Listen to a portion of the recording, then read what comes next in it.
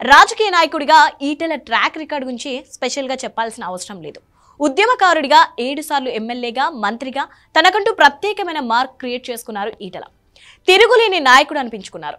Etela care of Huzurabad కాదు, Huzurabad care of Etela అనే స్థాయిలో వరుస విజయాలు సాధించారు. కట్ చేస్తే సీన్ రివర్స్ అయింది. కేసీఆర్ కుటుంబంతో విభేదించిన ఈటెల ఆ తర్వాత బీజేపీలో చేరారు. కమలం పార్టీలో చేరినప్పటి నుంచి అసంతృప్తిగానే కనిపించిన ఆయన చాలాసార్లు బహిరంగానే ఆ విషయాన్ని వ్యక్తం చేశారు కూడా. దీంతో ఢిల్లీ పెద్దలు ఎంటర్ అయ్యి ఈటెలను కూల్ చేశారు. ఆ తర్వాత ఎన్నికల సమయంలో బీసీ సీఎం నినాదం తెర మీదకు రావడం, ఈటెల సీఎం అభ్యర్థి ప్రాజెక్ట్ కావడం, ఇలాంటి పరిణామాలన్నీ పరిస్థితిని కూల్ చేసినట్లు కనిపించాయి. అయితే ఎన్నికల్లో సీన్ రివర్స్ అయింది. పోటీ చేసిన 2 స్థానాల నుంచి ఈటెల ఓడిపోయారు. దీంతో ఈటెల రాజకీయ ప్రస్థానంపై మళ్లీ చర్చ మొదలైంది. అసలు ఆయన బీజేపీలో ఉంటారా లేదంటే పక్కదారి చూసుకుంటారా అనే డిస్కషన్ వినిపించింది. దీనికి తోడు తెలంగాణ బీజేపీ అధ్యక్షుడిని మార్చబోతున్నారనే ప్రచారంతో ఈటెల చుట్టూ కొత్త చర్చ మొదలైంది. బండి సంజయ్తో ఈటెలకు మొదటి నుంచి విభేదాలు ఉన్నాయనే ప్రచారం ఉంది.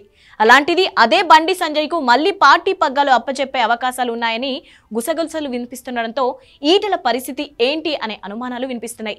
పొమ్మన లేక ఆయనకు పొగబెడుతున్నారా అనే చర్చ కూడా జరుగుతోంది. బండి సంజయ్కు పగ్గాలు దక్కితే ఈటెల అడ్జస్ట్ అవ్వగలరా?